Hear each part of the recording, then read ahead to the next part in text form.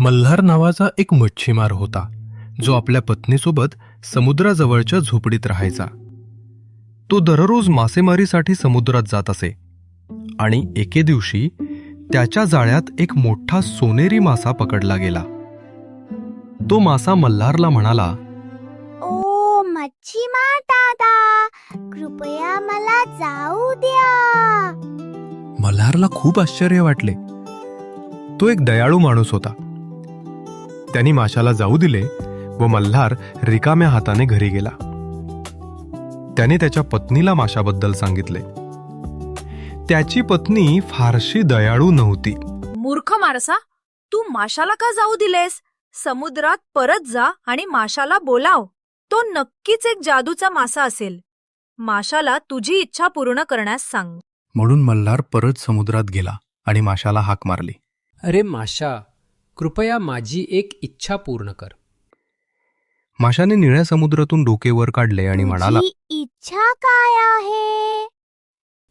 मला माझ्या बायकोसाठी बागेसह एक मोठे घर हवे आहे. घरी परत जा, तुझी इच्छा पूर्ण झाली आहे. मल्हार घरी परतला. त्याच्या छोट्या झोपडीच्या जागी त्याला बागेसह एक मोठे घर दिसले. काही दिवस गेले. मल्हारची बायको त्याला म्हणाली, हे घर पुरेसे नाही. मला एका वाड्यात राहायचे आहे. मला राणी व्हायचे आहे. म्हणून मल्हार परत समुद्रात गेली आणि माशाला हाक मारली. अरे माशा, कृपया माझी एक इच्छा पूर्ण कर. तुझी इच्छा काय आहे? माझी बायको राणी व्हायची आहे.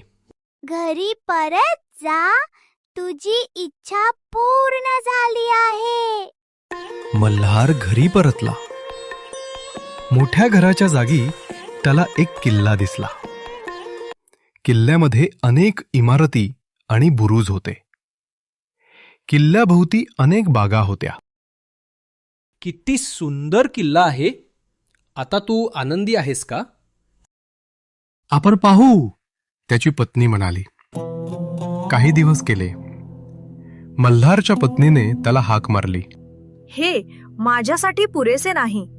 आता मला देवी व्हायचे आहे. बायको, तू काय मागते आहेस? हे बरोबर नाहीये. मला काही सांगू नका आता लगेच. माशाकडे जा. मल्हार परत समुद्रात गेला आणि माशाला हाक मारली. जेव्हा मासा आला तेव्हा समुद्रात वादळ आले. मासा खूप रागावलेला दिसत होता. आता काय झालं? माझी पत्नी देवी बनू इच्छिते. घरी परत जा आणि आता पुन्हा येऊ नकोस. मल्हार घरी परतला.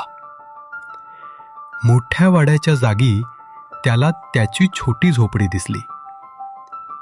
त्याच्या पत्नीला पुन्हा एकदा त्या छोट्या झोपडीत राहावे लागले. मित्रांनो, मला नक्कीच खात्री आहे की तुम्हाला ही गोष्ट नक्कीच आवडली असेल. अशाच प्रकारचा नवीन गोष्टी पाहण्यासाठी लाईक करा व आवडल्यास आपल्या मित्रांना शेअर करा.